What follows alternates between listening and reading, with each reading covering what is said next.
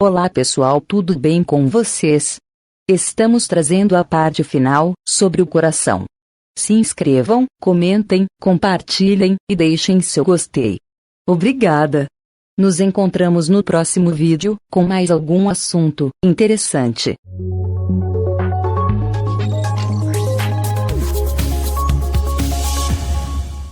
Diagnóstico. As doenças cardíacas são diagnosticadas com base no histórico clínico, no exame físico pelo médico em vários exames, dos quais os mais comuns são análise ao sangue, ecocardiograma, eletrocardiograma e exames imagiológicos. Em alguns casos podem ser necessários exames invasivos, como cateterismo cardíaco. O exame físico consiste na inspeção e palpação do peito com as mãos e na auscultação do coração com estetoscópio. O exame permite também observar eventuais sinais médicos presentes nas articulações ou mãos da pessoa. Também é medida a auscultada a pulsação, geralmente na artéria radical perto do pulso, de modo a avaliar o ritmo e força. É medida a pressão arterial, geralmente com esfigmomanômetro. Observam-se também eventuais alterações da veia jugular. É apalpado o peito para detectar eventuais vibrações e depois auscultado com estetoscópio. Esta avaliação permite detectar a presença de sopros cardíacos ou sons cardíacos adicionais. As análises gerais ao sangue permitem avaliar o estado geral de saúde da pessoa e determinar a presença de fatores de risco de doenças cardiovasculares.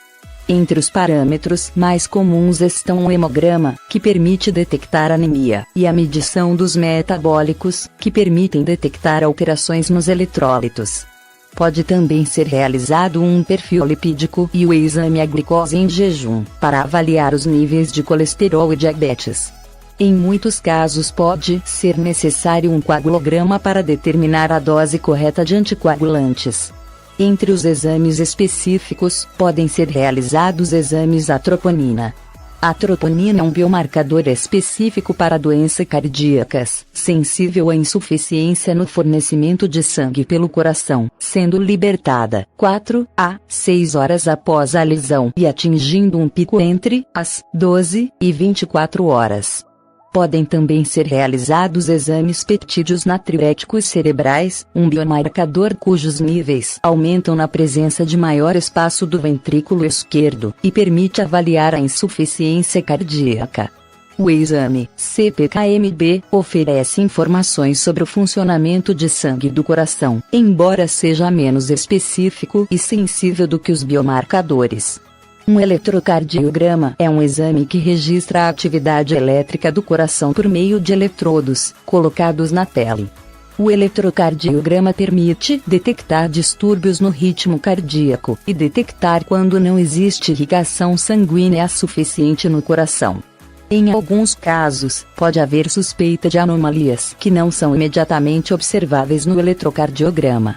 Nestes casos, pode ser realizada uma prova de esforço que provoque essa anomalia. Quando a anomalia não se manifesta na data do exame, é possível usar durante alguns dias um eletrocardiograma portátil, como um monitor Holter. Existem 3 principais parâmetros de avaliação no eletrocardiograma: a onda P, o complexo WRS, e a onda T. A onda P corresponde à despolarização auricular, ou complexo QRS, a despolarização ventricular, e a onda T, a despolarização ventricular. Uma variação no registro, no sentido descendente, significa que a carga das células se está a tornar mais positiva, enquanto que no sentido descendente significa que a carga das células se está a tornar mais negativa. Estão também disponíveis vários exames imagiológicos para avaliar a anatomia e função cardíacas. Os mais comuns são a ecocardiografia, angiografia e tomografia computadorizada, ressonância magnética, e tomografia por emissão de positrões.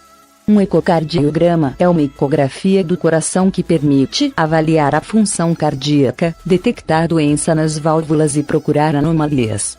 A ecografia pode ser realizada pelo exterior do peito, ecografia transtorácica, ou com uma sonda no esôfago. Um relatório ecocardiográfico geralmente inclui informações sobre a largura e eventual dilatação das válvulas, eventuais regurgitações de sangue e informação sobre o volume de sangue no fim da sístole e da diástole. As ecocardiografias podem ser realizadas em situações em que o corpo esteja mais estressado, como em prova de esforço, que permite detectar sinais de insuficiente irrigação sanguínea. As tomografias e os raios-x ao tórax permitem avaliar a morfologia do coração e da aorta, detectar sinais de edema pulmonar e indicar se existe derrame pericárdio à volta do coração. Tratamento. Estão disponíveis vários medicamentos e técnicas cirúrgicas para o tratamento de doenças cardíacas. O tratamento passa também por medidas para prevenir a ocorrência da doença, prevenir o aparecimento de aterosclerose ou diminuir o agravamento dos sintomas. Entre as principais medidas de prevenção estão deixar de fumar, diminuir o consumo de bebidas alcoólicas, praticar exercício físico e modificar a dieta de modo a diminuir o consumo de gordura e açúcar. Os medicamentos permitem também controlar a diabetes. Os níveis de colesterol podem ser diminuídos com estatinas. Muitas das doenças cardíacas, incluindo fibrilação auricular, valvulopatias e após cirurgia cardíaca, são administrados em simultâneo anticoagulantes com aspirina, varfarina ou clopidogrel, de modo a diminuir o risco de AVC ou de trombose. No tratamento de doenças isquêmicas podem ser administrados nitroglicerina, beta-bloqueadores e, no contexto de um episódio agudo, analgésico forte como a morfina e outros opiáceos. Muitos destes medicamentos oferecem ainda outros benefícios protetores, ao diminuir a ação do sistema simpático ou dilatar os vasos sanguíneos. Para o tratamento de doenças relacionadas com o ritmo cardíaco podem ser administrados antiarrítmicos, realizada uma cardioversão ou serem aplicados em implantes. Alguns antiarrítmicos atuam nos canais de eletrólitos para modificar o potencial de ação cardíaco, como é o caso dos bloqueadores dos canais de cálcio ou bloqueadores dos canais de sódio. Outros ainda modificam o movimento do sódio e do potássio pelas membranas celulares, como a dioxina. A atropina é usada no tratamento de ritmos lentos e a amiodarona no tratamento de ritmos irregulares. A arritmia causada por fibrilação auricular pode também ser tratada com cardioversão elétrica. Nos casos de ritmo cardíaco lento ou bloqueio cardíaco, é possível implantar um marca-passo ou desfibrilador. Nos casos em que é necessária cirurgia cardiovascular, esta pode ser aberta ou, de forma menos invasiva, através de inserção de pequenos arames pelas artérias periféricas, a que se dá o nome de angioplastia coronária. Esta intervenção é geralmente realizada no contexto de uma síndrome coronária aguda e pode ser usada para inserir um stent coronário. Um exemplo deste tipo de intervenção é a ponte de safena, em que se faz uma ponte nas artérias bloqueadas do coração usando vasos sanguíneos recolhidos em outras partes do corpo, permitindo ao sangue voltar a fluir normalmente. Mas valvulopatias pode ser realizadas cirurgias para reparação ou substituição das válvulas. Desenvolvimento. Durante a gravidez, o desenvolvimento do coração tem início com a formação de 2 tubos endocardíacos no embrião por volta da 3ª semana de gestação. Estes tubos fundem-se formando um tubo cardíaco primitivo denominado coração tubular. Entre a 3ª e 4ª semana de gestação, o coração tubular aumenta de comprimento e começa-se a dobrar em forma de S no pericárdio, dando ao coração desenvolvido o alinhamento correto. Por volta da mesma altura começa-se a formar os septos e as válvulas, e as cavidades começam a tomar forma. Por volta do fim da 5ª semana, está concluída a formação dos septos. Na 9ª semana está concluída a formação das cavidades. O coração embrionário começa a bater cerca de 22 dias após a fecundação, a um ritmo aproximado do da mãe, 75 a 80 batimentos por minuto. O ritmo aumenta progressivamente até atingir o máximo de 165 a 185 batimentos por minuto, por volta da 7ª semana de gestação. Após a 9ª semana, quando se dá início da fase fetal, o ritmo diminui progressivamente até cerca de 145 a mais ou menos 25 batimentos por minuto no momento do parto. Antes do nascimento, não existem diferenças de ritmo cardíacos entre os sexos. Até a 5ª semana, forma-se no coração fetal um orifício denominado forame oval. Este orifício permite ao sangue passar diretamente da aurícula direita para a aurícula esquerda, desenvolvendo dos pulmões. Segundos após o parto, este orifício é fechado por uma membrana de tecido denominado septo primário, que até este momento funcionava como válvula, dando assim o início ao padrão de circulação de sangue regular. História: da Antiguidade à Idade Média. Desde a antiguidade que o ser humano conhece a existência do coração, embora sua função e a anatomia não fossem totalmente compreendidas. As primeiras sociedades viam o coração de forma essencialmente religiosa. Os gregos antigos foram os primeiros na antiguidade a tentar compreender o coração de forma científica. Aristóteles acreditava que a função do coração era produzir sangue e Platão considerava que o sangue em circulação tinha origem no coração.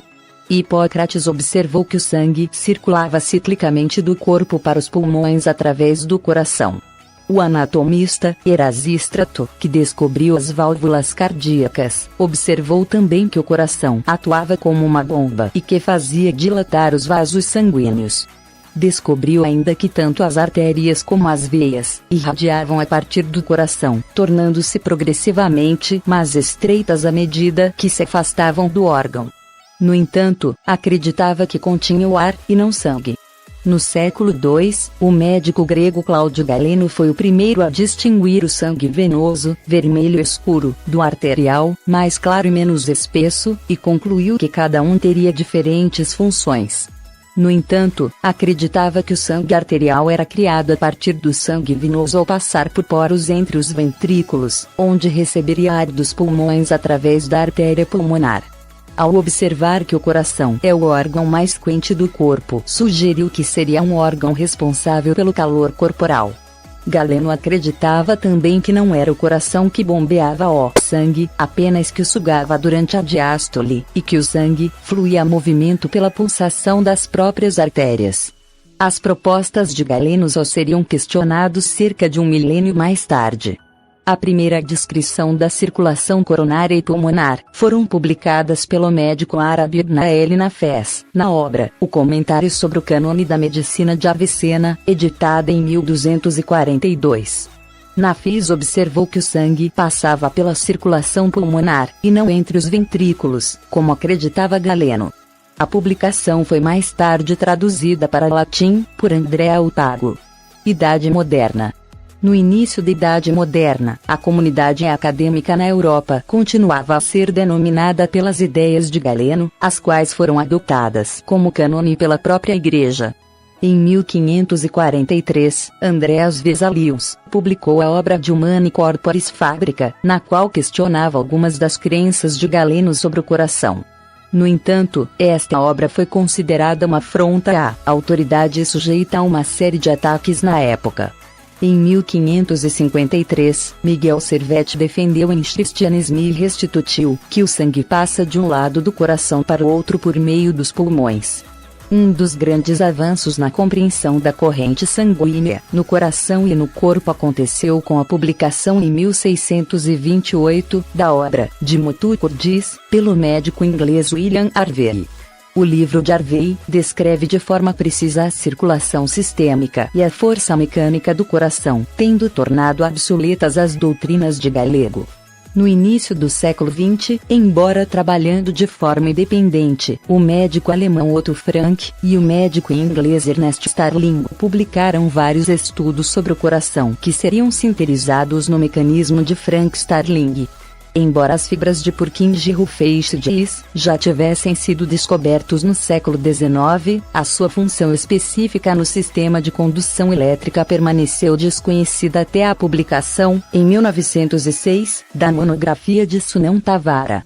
Tavara descobriu que também o nódulo auricular-ventricular, o que levou mais tarde Arthur Keith Martins Flack a procurar estruturas semelhantes e a descoberta em 1907 do nódulo sinusal. Estas estruturas correspondem aos funcionamentos anatômicos do eletrocardiograma, cujo inventor, William Einthoven, foi agraciado em 1924 com o Nobel de Medicina. O primeiro transplante de coração bem-sucedido foi realizado em 1967 pelo cirurgião sul-africano Christian Bernard. Este evento é considerado marco importante na cirurgia cardíaca, tendo chamado a atenção não só da comunidade científica, mas de todo o mundo. No entanto, nos primeiros anos de transplantes a sobrevivência a longo prazo dos pacientes era muito baixa. A primeira pessoa a receber um transplante morreu decorridos apenas 18 dias da operação, e outros pacientes não sobreviviam mais do que algumas semanas. Nos anos seguintes, as técnicas de transplantes foram significadamente melhoradas, graças ao trabalho pioneiro dos cirurgiões Norman Shumway, Richard Lover, Vladimir Demikov e Adrian Kantrowitz. A data de março de 2000, tinham já sido realizados em todo o mundo cerca de 55 mil transplantes de coração. Em meados do século XX, as doenças cardiovasculares ultrapassaram pela primeira vez as doenças infecciosas como principal causa de morte nos Estados Unidos, e são hoje a principal causa de morte em todo o mundo. Desde 1948 que o estado de Framingham tem vindo a descobrir influência do coração de vários fatores, entre os quais a dieta, exercício físico, e medicamentos comuns como a aspirina. Embora o aparecimento no mercado de vários inibidores da enzima de conversão da angiotensina e de beta-bloqueadores tenha melhorado significadamente, o tratamento da insuficiência cardíaca crônica, a doença, continua a representar enorme encargos médicos e sociais. Noutros animais, o volume do coração varia significadamente entre os diferentes filos animais, desde os pequenos corações de algumas espécies de ratos com 12 mg até o coração da baleia azul, que pesa mais de 600 quilos. O ritmo cardíaco também varia de forma significativa entre as diferentes espécies, desde os 20 batimentos por minuto no bacalhau, até aos 1.200 batimentos por minuto no beija-flor de pescoço vermelho. A estrutura do coração varia entre as diferentes classes do reino animal. Tal como no ser humano, nos restantes vertebrados, o coração situa-se no centro do corpo e encontra-se envolvido por um pericárdio, que geralmente é uma estrutura distinta, mas que em alguns peixes sem mandíbula pode estar ligado ao peritônio. O nódulo sinoauricular está presente em todos os amniotas, mas não nos vertebrados mais primitivos. Em animais mais primitivos, os músculos do coração são relativamente contínuos, e o ritmo cardíaco é controlado pelo seio venoso, de forma homóloga. O nódulo sinoauricular está presente em todos os amniotas. Nos teleósteos há o nódulo sinoauricular em amniotas. Nos teleósteos o principal centro de coordenação é na aurícula. Anfíbios e répteis. Os anfíbios adultos, tal como a maior parte dos répteis, possuem um sistema circulatório duplo, ou seja, dividido nas partes arterial e venosa. No entanto, o coração em si não se encontra totalmente dividido em dois lados como nos mamíferos. O coração destes animais organiza-se em 3 cavidades, 2 aurículas e um ventrículo. As aurículas recolhem o sangue proveniente da circulação pulmonar e da circulação sistêmica, passa para o ventrículo e daí é bombeado em simultâneo para o corpo e para os pulmões. O sistema duplo permite ao sangue circular para os pulmões, que entregam sangue oxigenado diretamente ao coração. Na maioria dos répteis, o coração situa-se geralmente no meio do tórax. Nas serpentes, situa-se na união do primeiro e segundo segmentos. Tal como os anfíbios adultos, o coração de maior parte dos répteis possui 3 cavidades, 2 aurículas e um ventrículo. No entanto, esse ventrículo encontra-se parcialmente dividido por um septo com aberturas consideráveis junto à artéria pulmonar e aorta. No entanto, apesar dessas aberturas, na maior parte das espécies de répteis aparenta existe pouca ou nenhuma mistura entre as correntes sanguíneas, pelo que a aorta recebe apenas sangue oxigenado. A exceção a esta regra são os crocodilos, que possuem um coração com 4 cavidades distintas. Aves e mamíferos. O coração dos mamíferos e 2 arcossauros crocodilianos está completamente separados em 2 bombas, num total de 4 cavidades. Pensa-se que o coração de 4 cavidades 2 arcossauros tenha evoluído de forma independente dos mamíferos. Nos crocodilianos existe na base dos troncos arteriais com pequeno orifício, o farome de Panizza, que durante um mergulho permite alguma mistura entre as correntes sanguíneas de cada lado do coração. Assim, só nos mamíferos e nas aves é que existem 2 correntes de sangue, sistêmica e pulmonar, totalmente separadas por uma barreira física. O coração dos restantes mamíferos é idêntico ao coração humano. Possuem 4 cavidades, 2 aurículas na parte superior, que recebem o sangue, e 2 ventrículos na parte inferior, de onde é bombeado o sangue, separadas por 4 válvulas. Estudos indicam que haja uma relação semilogarítmica inversamente proporcional entre ritmo cardíaco em repouso e a expectativa de vida entre mamíferos, de forma que entre todas as espécies de mamíferos há uma média aproximadamente idêntica de batidas cardíacas ao longo da vida de 1 bilhão. O sistema circulatório das aves é impulsionado por um coração miogênico de 4 camadas protegido por um pericárdio fibroso. O pericárdio encontra-se preenchido com fluido seroso que o lubrifica. O coração em si está dividido em 2 metades, direita e esquerda, cada uma constituída por uma aurícula e um ventrículo. As aurículas e ventrículos de cada lado estão separados entre si por válvulas cardíacas que impedem que o sangue passe de uma câmara para outra durante a contração. Sendo miogênico, o ritmo cardíaco é mantido pelas células marca-passo do nó sinusal situado na aurícula direita. O coração das aves também apresenta arcos musculares, constituídos por camadas espessas de músculo. De forma semelhante ao coração dos mamíferos, o coração das aves é constituído pelas camadas do endocárdio, miocárdio e pericárdio. As paredes articulares tendem a ser mais delgadas do que as paredes ventriculares, devido à intensa contração ventricular usada para bombear sangue oxigenado pelo corpo. Comparação com a massa corporal, o coração das aves é geralmente maior do que o dos mamíferos. Esta adaptação permite que seja bombeada maior quantidade de sangue de modo a responder às necessidades metabólicas associadas ao voo. As principais artérias que transportam o sangue do coração têm origem no arco aórtico direito, ao contrário dos mamíferos, em que o arco aórtico esquerdo que forma esta parte da aorta. A veia cava inferior recebe o sangue dos membros, através do sistema venoso portal. Também ao contrário dos mamíferos, os glóbulos vermelhos das aves mantêm o seu núcleo celular. Peixes. O coração dos peixes é muitas vezes descrito como tendo 2 cavidades, uma aurícula que recebe o sangue e o ventrículo que bombeia o sangue.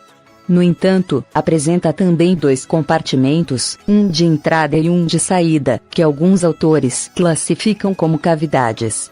Assim, dependendo daquilo que se considera cavidade, o coração dos peixes também pode ser descrito como um coração de 3 cavidades ou de 4 cavidades.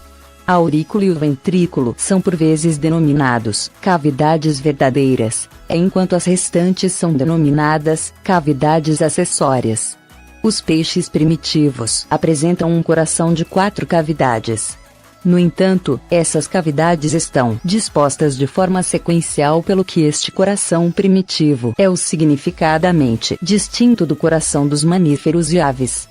A primeira cavidade é o seio venoso, que recebe pela veia hepática e veia cardinal o sangue pobre em oxigênio do corpo. Daqui o sangue passa para a aurícula e depois para o ventrículo musculado, onde ocorre a ação de bombear. A quarta e última câmara é o infundíbulo cardíaco, ou cone arterial, que contém várias válvulas que enviam o sangue para a aorta ventral. Por sua vez, a aorta ventral transborda o sangue até as guelras, onde recebe oxigênio e circula para o resto do corpo. No peixe adulto, as 4 cavidades não estão dispostas em linha, mas sim em forma de S, em que as últimas 2 cavidades estão superiores às 2 primeiras. Este padrão relativamente simples pode ser observado nos peixes cartilaginosos e nos actinopterídeos. Nos teleósteos, o infundíbulo é muito pequeno, pelo que geralmente é considerado parte da aorta e não do próprio coração. Este infundíbulo não está presente em nenhum amniota, tendo possivelmente sido absorvido pelos ventrículos ao longo da evolução. Da mesma forma, enquanto o seio venoso está presente de forma vestigial em alguns répteis e aves, no outros animais foi absorvido pelo ventrículo direito e já não é distinguível. Invertebrados.